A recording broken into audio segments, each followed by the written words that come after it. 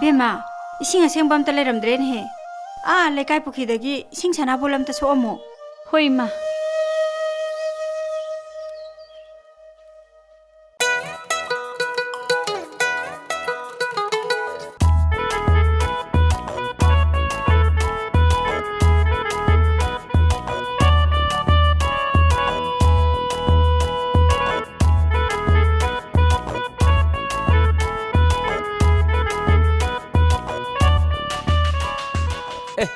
Ibem ising soktora inthorangan khadang asidia Kai shungat mana de tada ising aseng bam ta laite na imala soksalu zo lakpani ising asema soktoi do irugurum dong mandene nangbo tada bu ngawrbo iru zadana bu ising aseng ba sokna bro yam nangan madu da hangmani da ibema tada na itheng theng ge jin chengaga pungdi ayuk khrabani ibema pungdi pangtheng theng bonate da nangna maramok pa hemadegi sokoi wani phai phai ayung ta hogatana iru jamai thadana holari do yam phai akchang jam nungai bani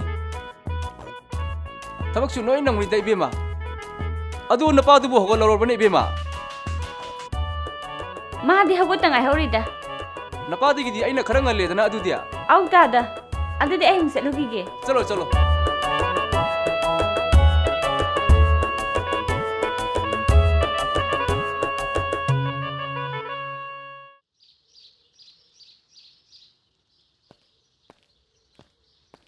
Aisha lukige. Moi ba, angang si masa sagar pa hande, makong chu jipe hami. Doktor da mung ta puruba na pharoidro. Amuk tawro adami sel amdai khol amdai sida.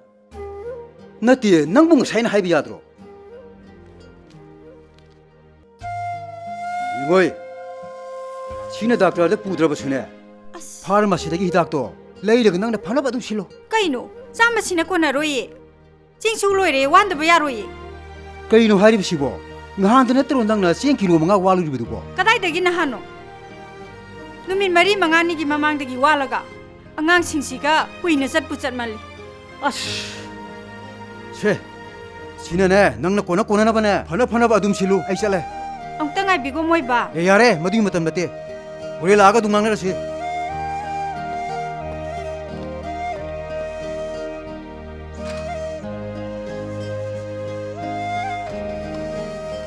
Ima, aina hayo habdo haikrabo. Haima, nang hogdren he. Aina ngasai na hayo hairaga. Adu bu yari bro. Tanja yengaga haidradi amuk chawroidro. Jengwan ge hairuba phawbuda nangam mi be chawdu uredana. Tanja yengai da adum to da pone. Kaido bai tok toino. Phare se, horen ima soidana hairage. Ado angangi isinga chakado kharang to puthopiro. Hoi ma.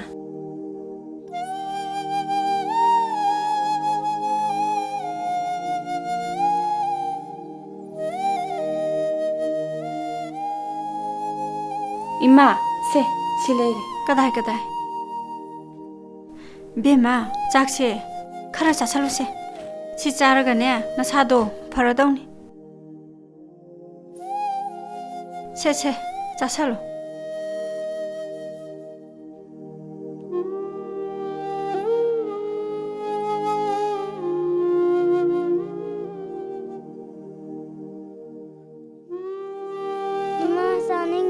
Hoi, khara chadra dina sadu kaloine. Simtaga chasalomi. Ima. Khara chasalomi. Chaningdre ima. Nangbu kallaroemi se. Ima. Phare adudi.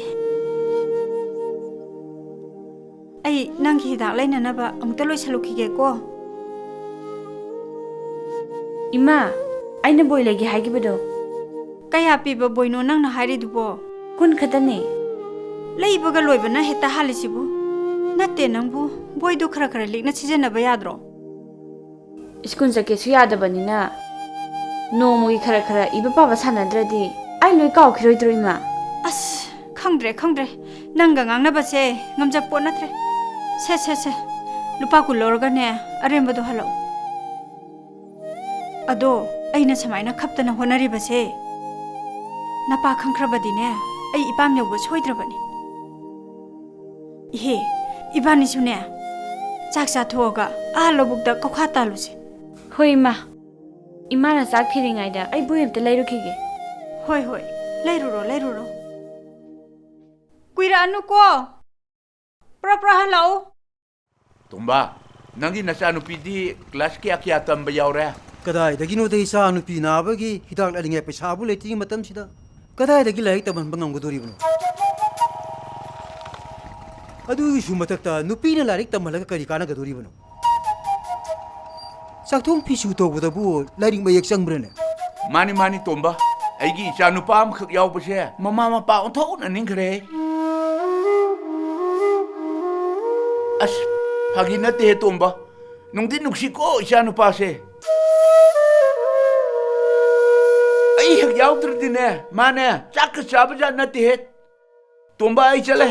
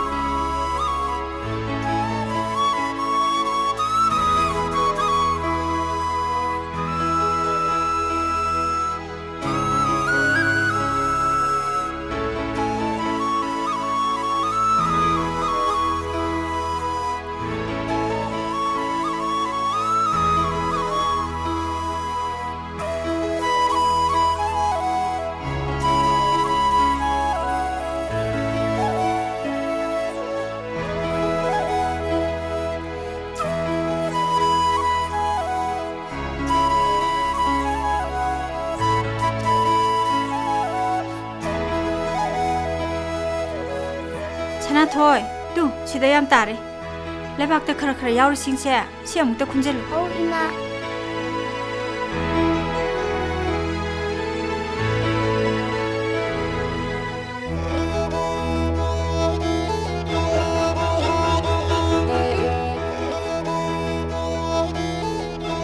Baby ꯀꯩꯗꯧꯔꯤꯅꯣ ꯀꯞꯈꯥ ꯇꯥꯜꯂꯤꯅꯦ ꯅꯪꯁꯨ ꯇꯥꯟꯁꯤꯜꯂꯛꯑꯣꯗꯅ ꯑꯩꯗꯤ school ꯆꯠꯄ ꯊꯦꯡꯉꯅꯤꯌꯦ ꯂꯣꯏꯁꯜꯂꯨꯔꯒꯦ ꯀꯣꯟꯅ ꯑꯣꯏꯅ ꯌꯥꯎꯔꯒꯦ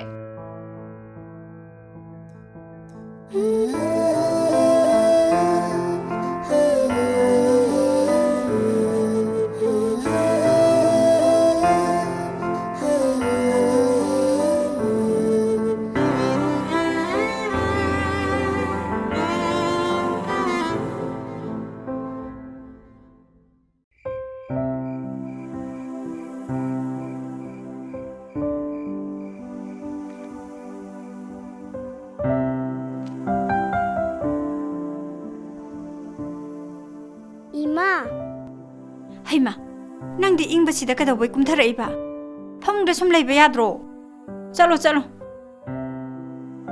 이베마 토이비야 앙항시가 파문다 뿐나 뭉다 레미나루죠 짤로 마사세 파트링에다네 좀 잉어바디 아무 현잘라아니 이마 쌀로이도 그냥 왔리게 로이도레 나빠수 할라아니 나빠 할라가네 뿐나 짜라다우니 토이비야 그대로게 낭부 앙항시가 뿐나 뭉다 레미나루죠 짤로 아이 싹시야 뭉다 로이샤나바 떠오기 나빠 할라아니 ꯍꯣꯏ ꯏꯃꯥ ꯁꯅꯥꯊꯣꯏ ꯂꯥꯛꯑꯣ ꯐꯃꯨꯡꯗ ꯂꯩꯔꯨꯁꯤ ꯂꯥꯛꯑꯣ ꯏꯃꯥ ꯉꯁꯤꯗꯤ ꯕꯕꯥꯗ ꯍꯥꯏꯗ ꯌꯥꯔꯣꯏꯀꯣ 호이다 이마나 호렌 소이다나 하이가니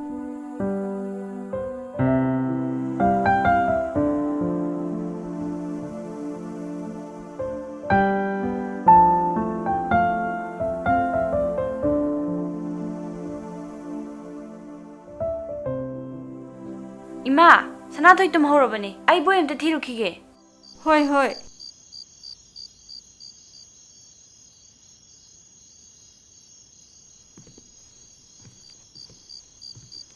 अङांदी खरा फरबरा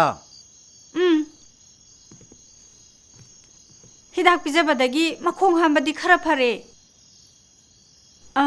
अदो मोय बाबा अखोय थबिसे मकोकसु यामना लै मानसु पामजबा लाई तो मखा खरा तम थानसिबा मधुगी वादो ऐंगोंदा पलकनो करी कांदुइनो नुपीदा से थादरगा मयुम मकई पांखरगा मीगदु मोइखिनी ममिंग मथा इबा फावबदी हायलेदना अखोइसो अदुबु अखोइगी इचाने मखोइबु ममाय ममित पाहनबा हायबसे अखोइगी इथौ नत्तब्रो अदुगिनीने अइना मखोइबु सिंफम अमम हायलिबसा इमुंगी असि लकोम सुकानाबा अस मसीदे इसा नुपा मखतंग यावजरमलबदी मधु सुई सोना चांदीद्रे इशुंग इमानबा कया कयादी मसा नुपागी वखंद नोक नोकदुना मसीगी वारी से कानादे तोसी इसानी मखोइबु कैदौगी नुक्सिरोदेनो अखोइना सेन तुम पारमलबदी मखोइबु मतिक चाना फजना सेंबिरमबा याय अदुबु हौजिकपु अखोइगी फिफम मसिदा मखोइबु मतौ क्रम सेम ngamgadoribu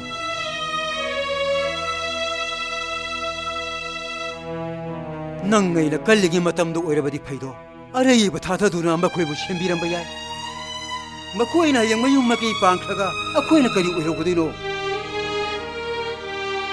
इसानुपा मा यरोमदबसे हयेंग हनु थांदने सिफम नाफम खांदना सिगदोरिबन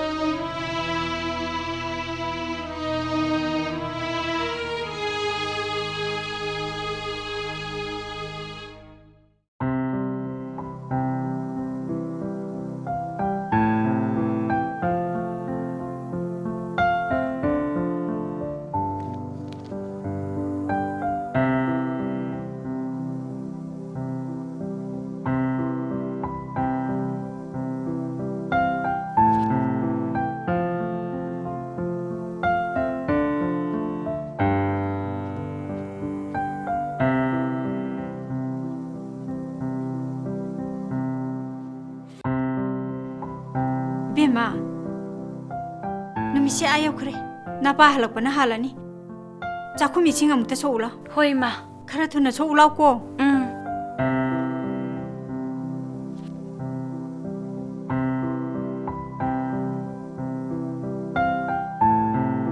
हेमा नंग पुथेंख्रे हाबने मी चाखुम इसिंग अमुक्ता सोउरो जोबा अस नापा लागा छावरानी होय होय चलगे होय होय दा हारगा सम तौदुना ले अस थेंख्रनी नापा लागा छावरानी को होय बैमा चटकेबा चटके हारगा सुम लेवानी होय चलगे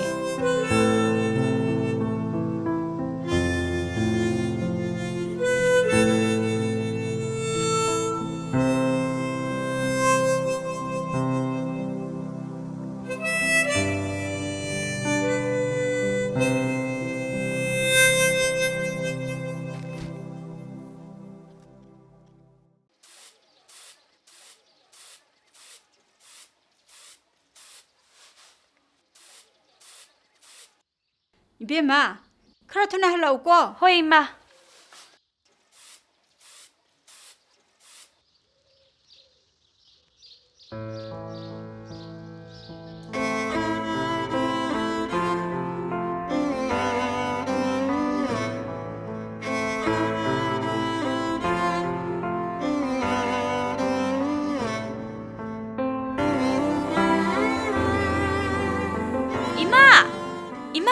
कैदौरगेने हे नंग अदु फिंगना चलैदुबो अखोय स्कूल की पखाई दे अधो अखोय क्लास की आइना फास्ट तारे इसाना फास्ट तारे हाइबा अदु इमा आइना फास्ट तारादी साइकिल लेबिनी हाइदाइने अदु सोइबि यादेको लैनी लैनी इमाना सोइदना इचागी साइकिल लेबिनी ngasi ichana फास्ट तारपगी हिंजांग हाउबा अमा हाना जाबा तारेदना मोय बाबु अंतंगाय बिखुओ ए कैदोरे साथोबिगी पैखाइदु एये अदो मोय क्लास की ओइनाने थोबिना फास्ट तारेये अदो nga चौबम त लेबिरोबा अमुत ngaiko ai hauji pot lama kaurambagi lobula ai thabakra cheli hayeng khara komga chasiko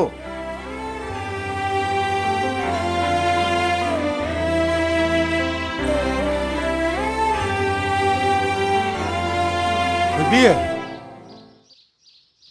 kari taino nangna do leptran lai do bo sing sok doiro ओजा इसिंग सो उगे थोलपने mai ko thoibi nangbu skun ga mata karak ti sikari gino ओजा थबा खरा सिन्दुना तवने Sartre पुनमक्ति लोइना कानारक्तना class हौरबने नंगसुने कानानब तौरको होय जा थोइबी थबक फना सिंदोनसु मही मसिंग तम्मा हाइबसिदी तोकप याबा नत्ते नकोइगे सही मतंगसिदा मही मसिंग निंथिना तमसिलहौदुना ग्या लौसिंग पुनमक तासिलहौगदबनी को नकोइना तुंगी युंबी ओयरकदोरिबनीने थोइबी मधुगिसु मथक्ता नंगदी नखोई क्लास की ख्वाइदगी फवा महिरोइनी थोइबी नंग यामना थुना स्कूल कांगनबा तौको अहोय ओजा आइशु नंगी मागा पाबुंगा उनदुना वारी सानगे खनबनी नोंगमा लाके आई चले को आई चले थोइबी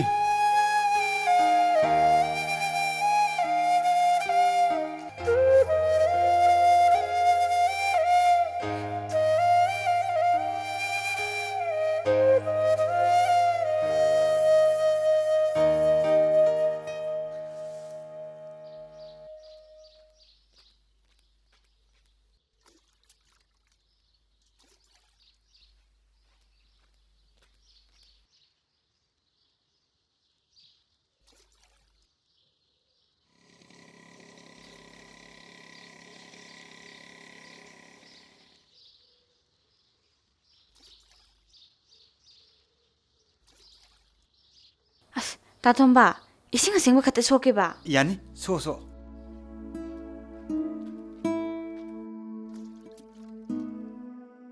थोइबे अंगांग नाय दुबु खरा फरबो फत्रिदा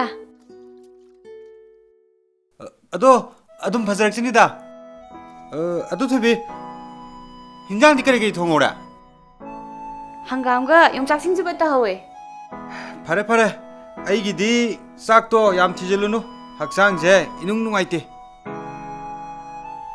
अदो आई नोरे हलकपदा अंगांगी दाक्तु सुलेरागे अदो नंगिदी कई लेरोबा कइनो ताथोंबा नंग ngangi दुबा ओयदेबा सोइरम पारम पुंगांग ngangi मी कोकलोय ngare हयेंवाय खोइनी लेमिनबगी रिएक्शन तौबुनिदा कारण याम ngang कनु कोना खोइनी कोइना जियाद्रि बोक्ति कारण खरा ngangi दौरी मसा सिगा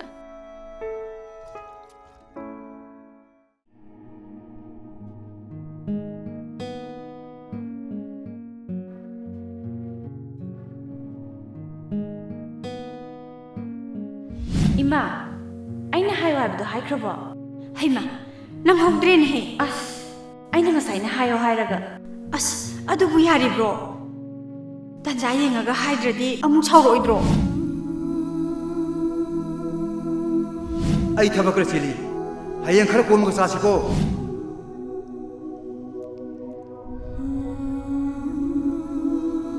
सात्र पुनमक्ति लोइना कानारक्तना क्लास हौरबनी नंगसुने कानानब तौरको थोइबी थबक फना सिंदुनसु मही तम्बा हाइबसिदिने तोकप याबा नत्ते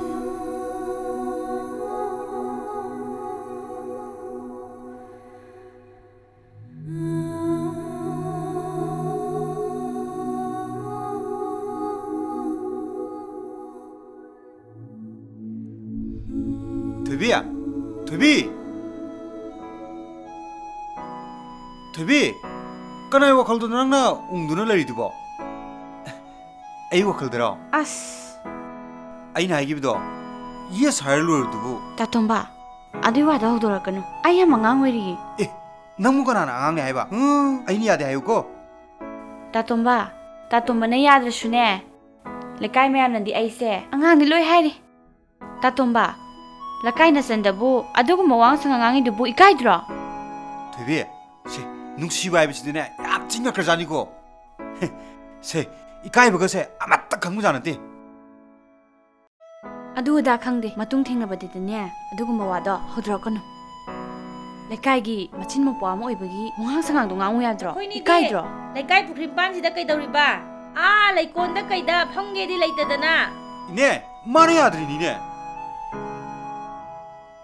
इने सिनुपासे ममा याम कनजाने असु अंगांग ओइरिबा इंगोंदा कोइना से हाइरिबा ए अंगांग ओरसु कोइनाबदि याइदना लौनबदुना हयेंग मनुंग मतम चारकांदा लौनरसु याबदुबु नत्रैने मधु चुंगे तौरगा लानबमदि याउरिने ꯃꯗꯨꯗ ꯑꯩꯅ ꯈꯪꯂꯔꯣꯏ ꯅꯈꯣꯏ ꯑꯅꯤ ꯈꯟꯅꯍꯧꯔꯣꯀꯣ ꯊꯣꯏꯕꯤ ꯑꯩꯅꯗꯤ ꯅꯣꯏ ꯌꯨꯝꯗ ꯆꯪꯉꯒ ꯅꯪꯕꯨ ꯊꯤꯔꯨꯔꯤ ꯅꯪꯗꯤ ꯁꯤꯗ ꯌꯥꯝ ꯅꯨꯡꯉꯥꯏꯅ ꯐꯝꯂꯒ ꯂꯩꯔꯝꯃꯤꯅꯤꯅꯦ ꯇꯥꯇꯣꯝꯕꯅ ꯋꯥꯊꯤ ꯉꯥꯡꯕꯗ ꯃꯇꯨꯡ ꯃꯅꯥꯎ ꯉꯥꯡꯇꯅꯕꯅ ꯍꯥꯏꯔꯝꯃꯤꯅꯤ ꯃꯥꯒꯤ ꯍꯧꯅꯕꯤꯗꯣ ꯑꯃꯨꯛ ꯇꯧꯔꯛꯑꯃꯅꯤꯌꯦ ꯇꯥꯇꯣꯝꯕ ꯅꯪ ꯏꯅꯦ ꯌꯥꯏ ꯇꯥꯊꯣꯛꯎꯔꯥ ꯇꯧꯔꯛꯑꯗꯕꯅꯤ ꯃꯁꯤ ꯅꯨꯄꯤꯁꯤ ꯃꯁꯤ ꯅꯨꯄꯤꯁꯦ ꯂꯥꯛꯑꯗꯤꯕ ꯑꯩ ꯆꯠꯍꯧꯕꯅ ꯐꯔꯅꯤ ꯆꯠꯂꯦ ꯊꯣꯏꯕꯤ ꯊꯣꯏꯕꯤ ꯉꯁꯤꯗꯤ ꯀ꯭ꯂꯥꯁꯁꯤ ꯀꯌꯥꯝ ꯅꯨꯡꯉꯥꯏ ꯈꯪꯕ꯭ꯔꯥ ꯑꯩꯈꯣꯏ ꯑꯣꯖꯥꯅꯅꯦ ꯋꯥꯇꯔ ꯄꯣꯂꯨꯁꯟꯒꯤ ꯃꯇꯥꯡꯗꯅꯦ ꯂꯥꯏ ꯌꯦꯛꯍꯜꯂꯦ ꯇꯨ ꯑꯣꯖꯥꯅ ꯑꯩꯒꯤ ꯒꯨꯗ ꯊꯥꯔꯛꯏꯕ ꯐꯖꯕ꯭ꯔꯥ ꯐꯖꯩ ꯌꯥꯝꯅ ꯌꯨꯝꯗ ꯑꯣꯏꯅ ꯌꯦꯡꯉꯨꯔꯁꯤ ꯂꯥꯛꯑꯣ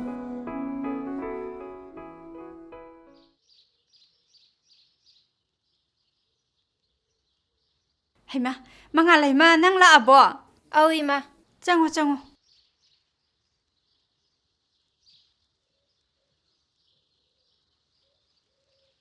ꯃꯉꯥꯜꯂꯩꯃ ꯑꯩ ꯏꯁꯤꯡꯁꯦ ꯃꯅꯨꯡꯗ ꯊꯝꯃꯨꯔ ꯊꯣꯛꯂꯛꯀꯦ ꯅꯪ ꯁꯤꯗꯩ ꯐꯛꯁꯦ ꯊꯥꯔꯒ ꯂꯩꯔꯝꯃꯣ ꯐꯛꯇꯨ ꯁꯤ ꯂꯩꯔꯦ ꯂꯥꯏꯔꯤꯛꯇꯨ ꯄꯨꯊꯣꯛꯑꯝꯃꯣꯀꯣ ꯍꯣꯏ ꯍꯣꯏ ꯊꯣꯏꯕꯤ ꯈꯔ ꯊꯨꯅ ꯊꯣꯛꯂꯛꯎꯀꯣ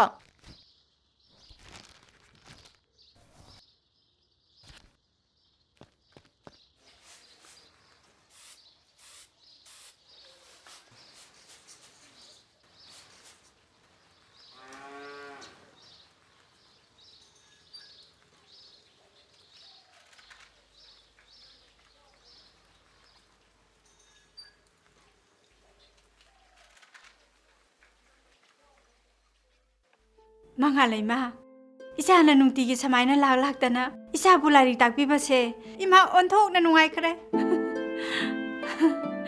ꯐꯝꯃꯨ ꯐꯝꯃꯨ ꯊꯣꯏꯕꯤꯁꯨ ꯊꯣꯛꯂꯛꯑꯅꯤ ꯏꯃꯥ ꯆꯥ ꯂꯣꯜꯂꯛꯀꯦꯀꯣ ꯑꯧ ꯏꯃꯥ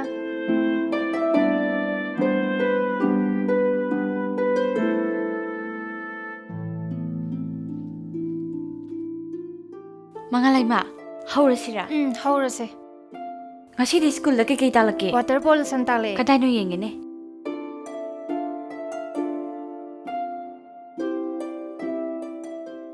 ꯍꯟꯗꯛ ꯂꯩꯀꯥꯏ ꯑꯁꯤꯒꯤ ꯄꯤꯛꯂꯤꯕ ꯑꯉꯥꯡꯁꯤꯡꯗ ꯅꯥꯔꯛꯂꯤꯕꯁꯦ ꯑꯩꯁꯨ ꯊꯃꯣꯏ ꯁꯣꯛꯅ ꯅꯨꯡꯉꯥꯏꯖꯗꯦ ꯑꯗꯨꯕꯨ ꯅꯥꯔꯛꯂꯤꯕ ꯂꯩꯅꯥ ꯑꯁꯤ ꯉꯥꯛꯊꯣꯛꯅꯅꯕ ꯑꯗꯨꯒ ꯂꯩꯅꯥꯁꯤꯡ ꯑꯁꯦ ꯀꯔꯝꯅ ꯁꯟꯗꯣꯔꯛꯂꯤꯕꯅꯣ ꯍꯥꯏꯕꯗꯨ ꯈꯪꯗꯣꯛꯅꯅꯕ ꯃꯅꯤꯄꯨꯔ ꯁꯔꯀꯥꯔꯗ ꯅꯠꯇ꯭ꯔꯒ ꯃꯔꯤ ꯂꯩꯅꯕ ꯗꯤꯄꯥꯔꯠꯃꯦꯟꯠꯁꯤꯡꯗ ꯁꯨꯡꯁꯣꯏ ꯁꯣꯏꯗꯅ ꯍꯥꯏꯖꯒꯅꯤ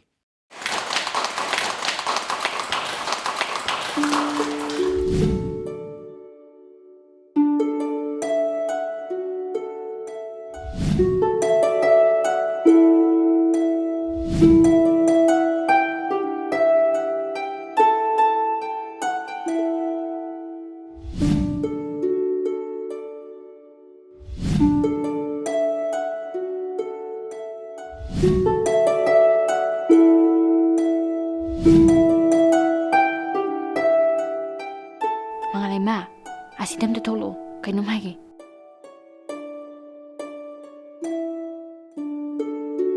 ꯃꯉꯥꯜꯂꯩꯃ ꯂꯩꯀꯥꯏꯁꯤꯗ ꯑꯉꯥꯡꯁꯤꯡꯅ ꯅꯥꯔꯛꯏꯁꯦ ꯑꯁꯤ ꯐꯅꯅꯕ ꯃꯦꯖꯤꯛ ꯑꯃ ꯇꯧꯁꯦ ꯀꯔꯤ ꯃꯦꯖꯤꯛꯅꯣ ꯑꯁ ꯂꯥꯛꯑꯣ ꯁꯤꯗ ꯍꯥꯏꯔꯝꯃꯁꯤꯔꯣ ꯑꯩꯈꯣꯏ ꯏꯗꯣꯝꯆꯥꯗꯁꯨ ꯍꯥꯏꯔꯝꯃꯁꯤ